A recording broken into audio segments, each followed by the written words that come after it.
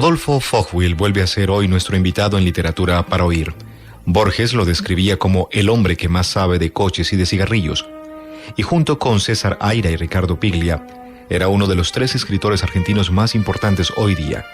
Sociólogo, editor, narrador, en cuya memoria presentamos este cuento, 2 hilitos de sangre.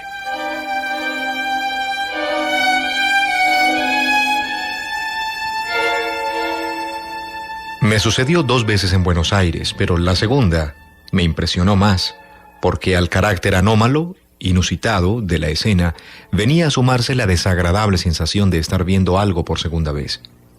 Y a nadie le gusta sentir más de una vez en la vida que está viviendo por segunda vez algo que se repite, ¿no es cierto? Tal vez lo sea. Yo, en ambas oportunidades, vi correr por la nuca del chofer un hilito de sangre. Fueron jueves, distintos jueves del mismo año, y eran choferes cincuentones, choferes viejos, choferes de una edad poco frecuente entre choferes de taxi en estos tiempos en los que es más habitual que la profesión del chofer de taxi sea escogida por hombres de 25, 30, 40 años a lo sumo, gente que deja sus empleos, cobra una pequeña indemnización y, como dicen ellos, se pone un taxi o un automóvil, como dicen ellos, para pucherear, y viven de eso, pucherean. Por lo general, se trata de hombres recién casados y algo en común debe existir entre los hábitos de poner una familia y poner un taxi, pero no seré yo quien se ponga a comparar ambas costumbres en este momento. El segundo hilito de sangre, el de la segunda vez, era semejante al primero, pero manaba más lentamente. Estoy casi seguro de que esa segunda vez el hilito de sangre manaba más lentamente, más despacio, quizá por efectos de la naturaleza de la sangre del segundo chofer, más densa, más viscosa, que aunque surgiera de una fuente idéntica, a una presión y velocidad idénticas, por efectos de su mayor viscosidad o densidad, tendía a adherirse con mayor firmeza al vello de la nuca del hombre y a la piel del cuello del hombre, provocando la imagen de un transcurrir más lento por la superficie del hombre, la del chofer del taxi.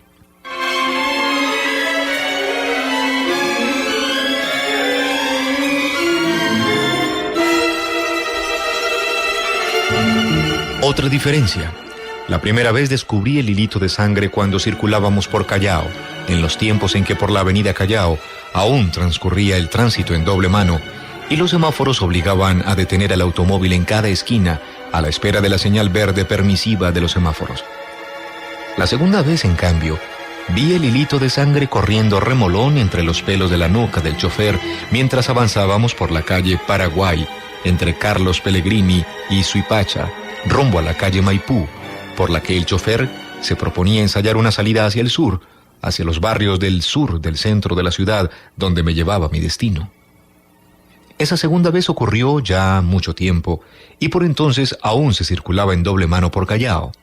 Pero nosotros no circulábamos por Callao, sino por Paraguay, rumbo al este, y no nos detenían allí los semáforos para fatigar nuestra penosa y relentada marcha.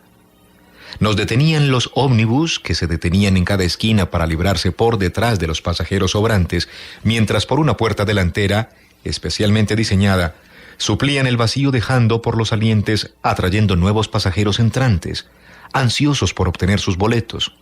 Pequeños papelillos impresos offset a 2 colores, con bellas filigranas y números correlativos que ordenan a sus usuarios según su rango de ingreso al vehículo expendedor. Todo es notable. Por Paraguay, con mano única y circulación unidireccional, acaecía lo mismo que la vez anterior acaeció por Callao. Era menester que en cada esquina el taxi se detuviese. Por una u otra causa, eso era menester. En el segundo caso, en el segundo episodio del hilito de sangre, la causa que constantemente detenía nuestra marcha eran los choferes del ómnibus. En esta ciudad basta que la policía y los inspectores municipales relajen un poco el rigor de su control del tránsito para que los choferes de ómnibus se comporten por la libre, como decía el Che.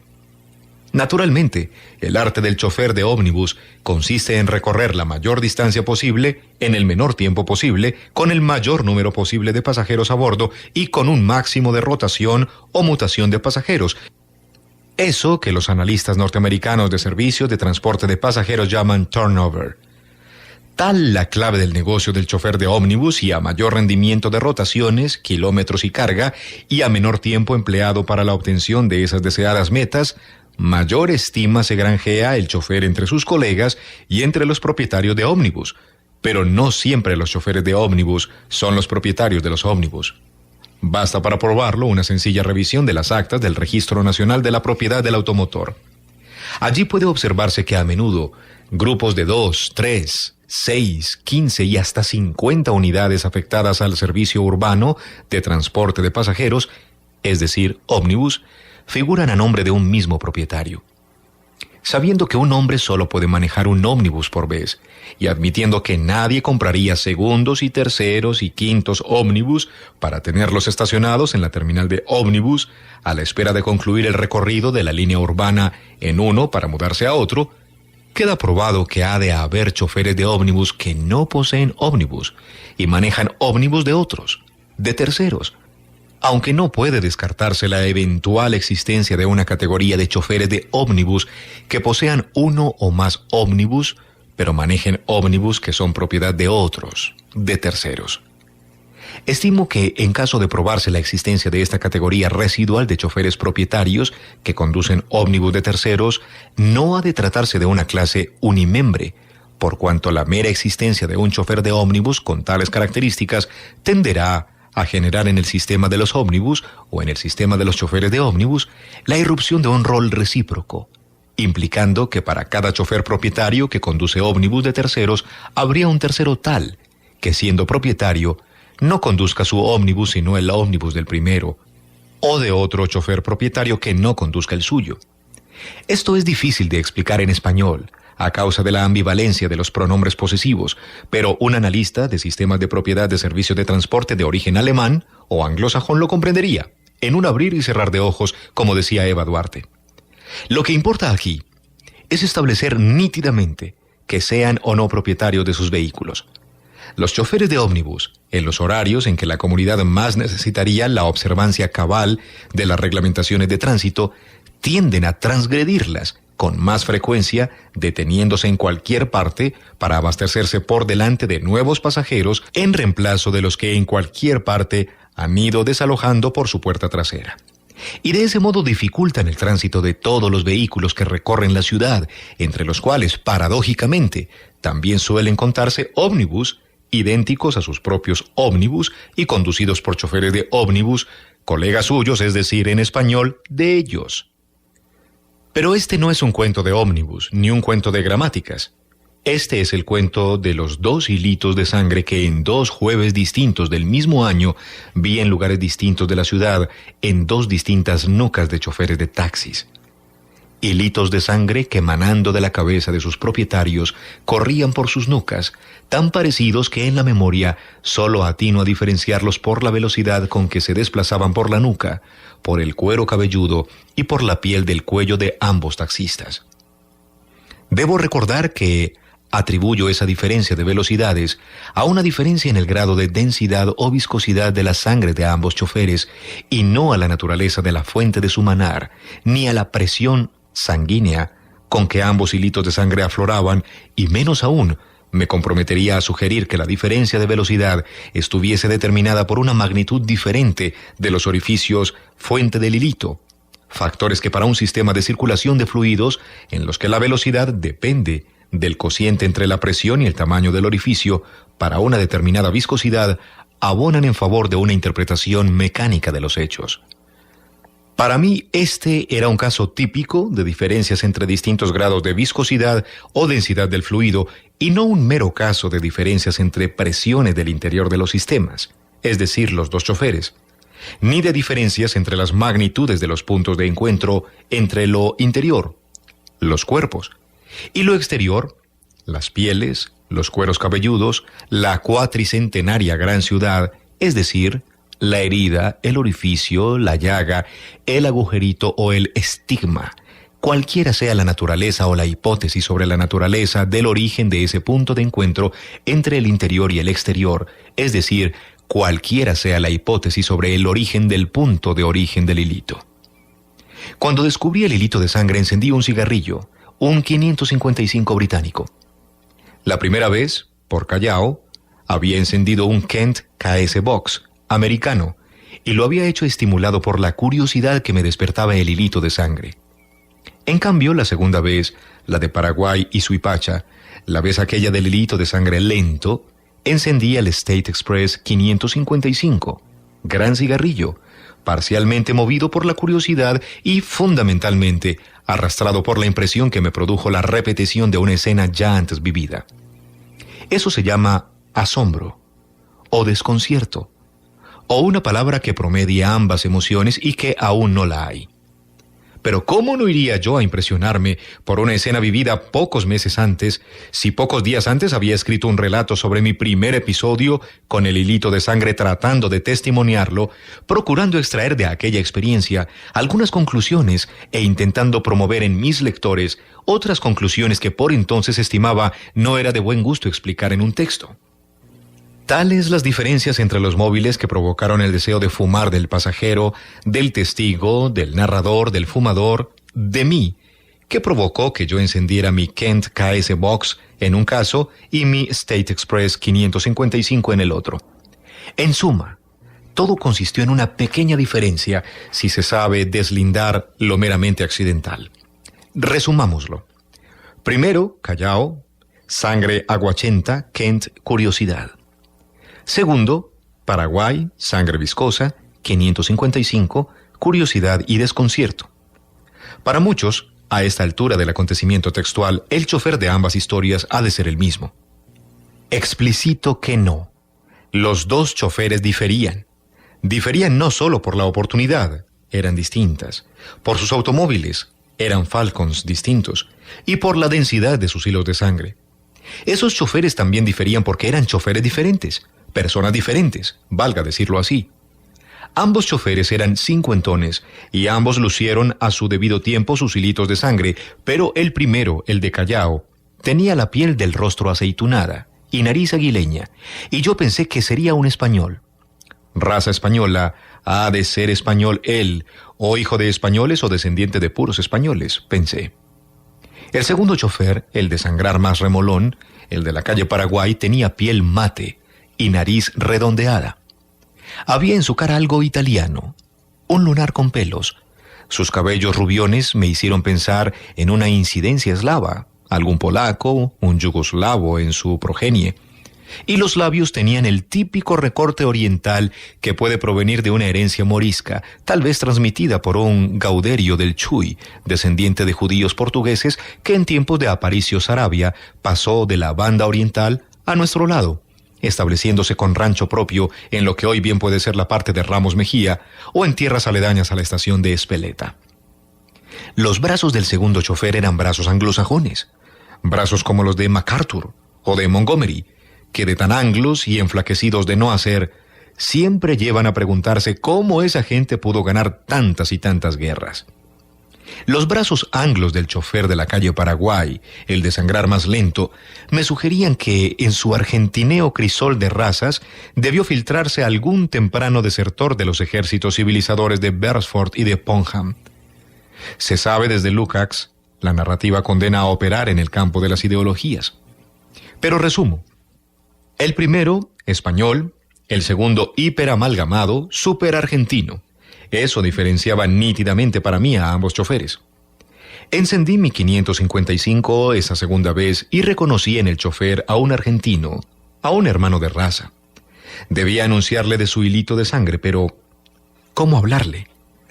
¿Qué podía decir yo a ese hombre con su hilito de sangre bajando por la nuca hacia el cuello, con mi cigarrillo ya prendido, y 3 cuadras más allá del lugar donde le descubrí el hilito de sangre bajador, que ahora ya incursionaba tras su camisa y comenzaba a establecerse como hilito de sangre invisible en la tierra de nadie que separaba la camisa de la piel de la espalda? Porque el hilo de sangre ya estaba transcurriendo por la tierra de nadie citada.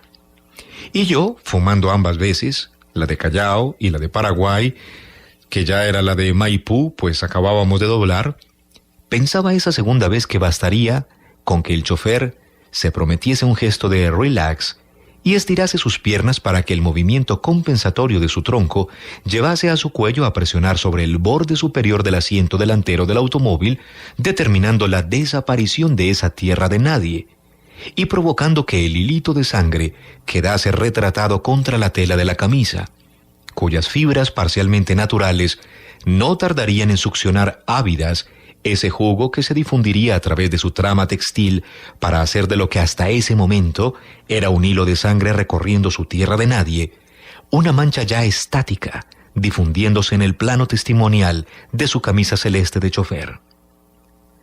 Cuento la historia de la segunda vez, la de Maipú. Ya habíamos doblado. Iba hacia el barrio sur a la oficina de Salles aquel jueves. Me concentro en este segundo episodio porque la primera vez yo manejé muy mal la situación.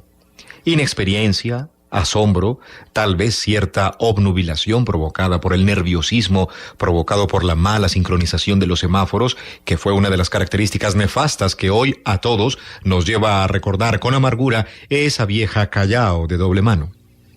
Fumaba yo, miraba el hilito de sangre y me decía: no bien el ajetreo del tránsito brinde a este desdichado la oportunidad de relajarse, extenderá sus piernas, se librará del permanente pedaleo de freno, embrague y acelerador, y clavando sus puños contra el borde superior de la circunferencia del volante de dirección, extenderá su cabeza hacia atrás, mirará el tapizado que recubre la cara interna del techo de este Falcon, y entonces habrá llegado el instante en que su hilo de sangre, esa parte ahora invisible para mí de su hilo de sangre, se aplastará entre la piel y la tela celestona de su camisa de chofer, y lentamente su materia roja comenzará a difundirse por la trama textil, asumiendo la forma de una manchita de sangre.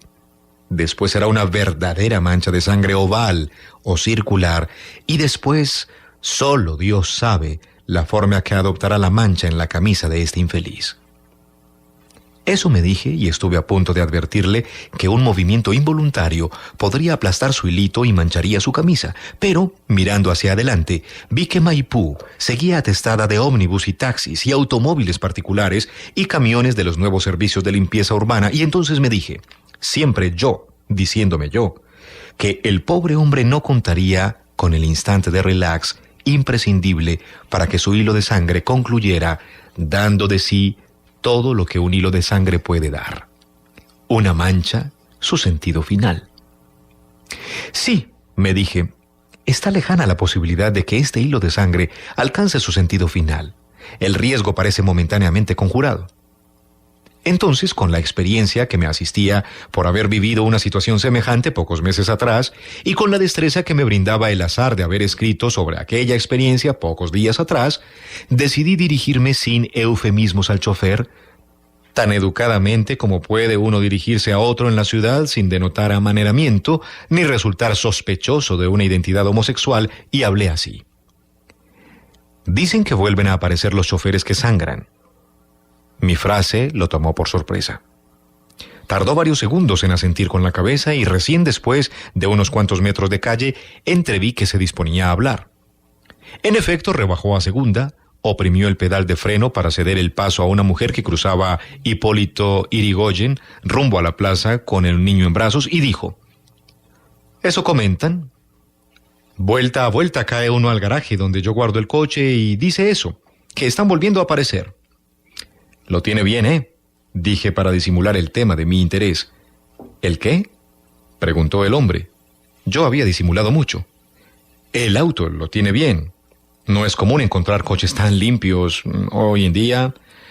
Vea, eso va en costumbres, son formas de ser, depende de la clase de gente que sea el dueño». «Claro», dije, «eso dice mi mujer. La clase se ve en lo que uno hace, en cómo tiene las cosas». «Cierto», respondió, «mi mujer dice igual». Las mujeres saben de estas cosas. Todo el día en la casa. Casualmente, agregué, ayer mi mujer me hablaba de... Fabriqué un poquito de suspenso. ¿De qué? Ya había despertado su curiosidad. De eso, de que habían vuelto a aparecer los choferes de taxi que sangran. Eso me dijo que le habían dicho. Yo le dije que no vaya a creer. «No crea», dijo él. «No crea. Vuelta a vuelta me dicen que aparecen algunos». «¿Y por qué será?». Vaya a saber», dijo él. «Costumbres». Ah, sí. Viéndolo así se explica. Pero dígame, lo interrogaba fingiendo ignorar todo acerca de los choferes que sangran y disimulando el hecho perentorio de haber sido yo mismo testigo ocasional del fenómeno ya en 2 oportunidades. Dígame si eso no los perjudica en su trabajo. No sé. Para mí que sí, pero si andan y vuelta a vuelta vuelven a aparecer, algún provecho han de sacar de eso, ¿no cree? Sí, le dije, pero ¿qué provecho pueden sacar? Y no sé, pero alguno ha de ser, ¿no es cierto? Entonces, sintiendo que tenía la situación bajo control, me lancé con todo sobre mi presa. Yo quería saber. No será usted uno de los choferes que sangran, ¿no? El hombre dio un respingo en su asiento, pareció ofenderse y me habló mirando con encono hacia el reflejo de mi cara en el espejo retrovisor del Falcon. No, ¿qué se cree usted que soy, Nada, le dije fingiéndome intimidado por la violencia de su respuesta. Nada. Fue una pregunta, un preguntar apenas, no más. Se me ocurrió, de golpe se me ocurrió preguntarle, se me ocurrió que usted podía ser uno de esos que se ponen a sangrar en el taxi. Entonces se volvió hacia mí. Creo, pasado el tiempo, creo que eso era en rigor lo que yo quería de él, que a despecho de su enorme y franco espejo retrovisor se volviera hacia mí. Y él se volvió hacia mí para mostrarme su mirada de reproche, y al volverse el cuello de su camisa se aplicó contra el borde del asiento. La suerte estaba echada. Ya no hubo más tierra de nadie junto a la piel de su cuello y su espalda, y la tela de su camisa de chofer comenzó a teñirse con la sangre que se difundía a merced de la succión sedienta de las fibras de algodón que parcialmente componían la trama de su camisa de chofer celeste. ¿Qué se cree usted? Enojado hablaba. No, nada, yo no me creo. Nada, discúlpeme si lo ofendí. No, usted tendría que ofenderse. El que tiene que ofenderse, me dijo, como quien imparte una enseñanza ancestral, es usted. Se lo digo en la cara, usted se engaña con la gente. Puede ser, concedí suavizando la voz y ahora sí, con un no simulando respeto. Todos se engañan con la gente, eso decía Pasolini. ¿Ha leído Pasolini alguna vez? Dije para cambiar de tema mientras cruzábamos la avenida Belgrano.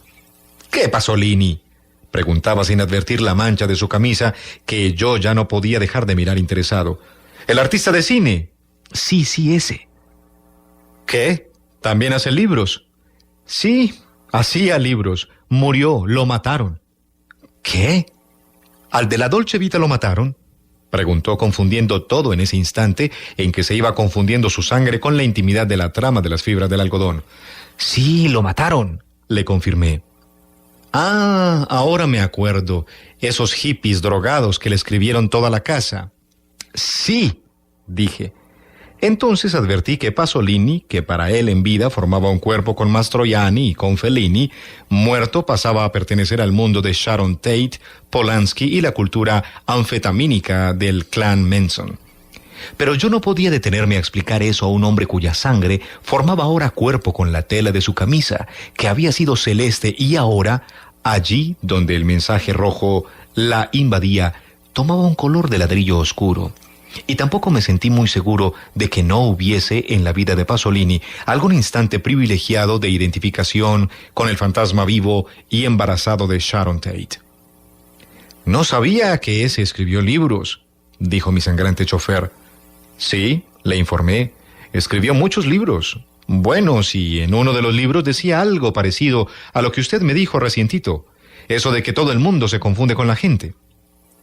Ah, sí, decía el hombre mientras yo no pasaba por alto que en ese instante él, en su intimidad, maldecía el tránsito obstruido de la calle Chile. Y a propósito de eso, le quería preguntar su opinión.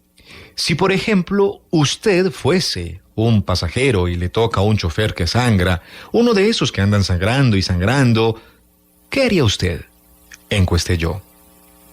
No sé qué iba a hacer. Y no sé, yo no soy taxista, por eso quería conocer su opinión. ¿Qué le iba a hacer? Lo dejaba. A mí que el hombre sangre o no sangre me da igual. Si soy el pasajero, querría que maneje bien y no más. Eso me alcanza, ¿no es cierto? Esas fueron sus últimas palabras. No es cierto. Llegábamos a México y Bolívar, mi destino. Pagué con un billete de 10,000 pesos y mientras vigilaba que mi interlocutor no me timase con el vuelto, viejo hábito de los choferes de Buenos Aires, miré cómo su mancha iba creciendo hasta formar una figura del tamaño de una hoja de nogal o de tilo joven.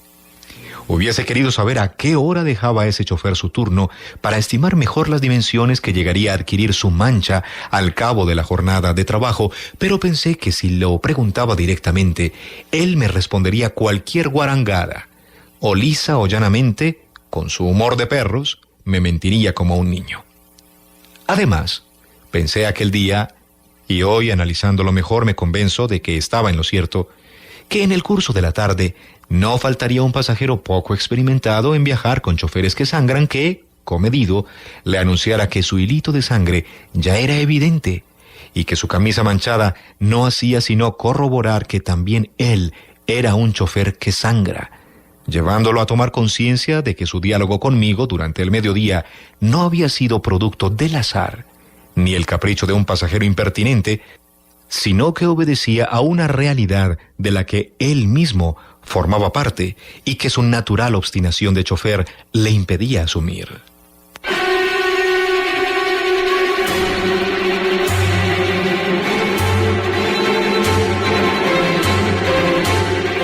Cuando parado en el cordón de la vereda recibí mi cambio, mantuve abierta la puerta trasera del Falcon y conté 3 billetes de 1,000, 1 de 500, 2 monedas de 100 pesos. Estaba bien, el viaje había costado 6,300 pesos, así lo indicaba el reloj empotrado en la consola del auto. Solo cuando verifiqué las cifras, cerré la puerta y dije, adiós, o buena suerte, o alguna de esas frases que se suelen decir al terminar un viaje.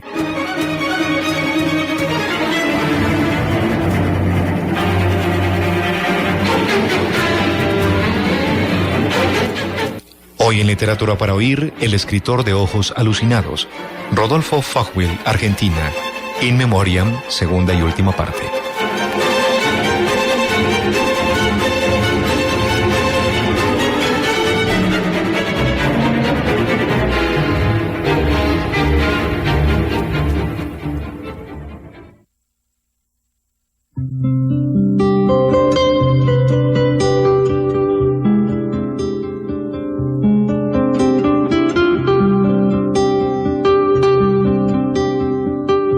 Literatura para oír.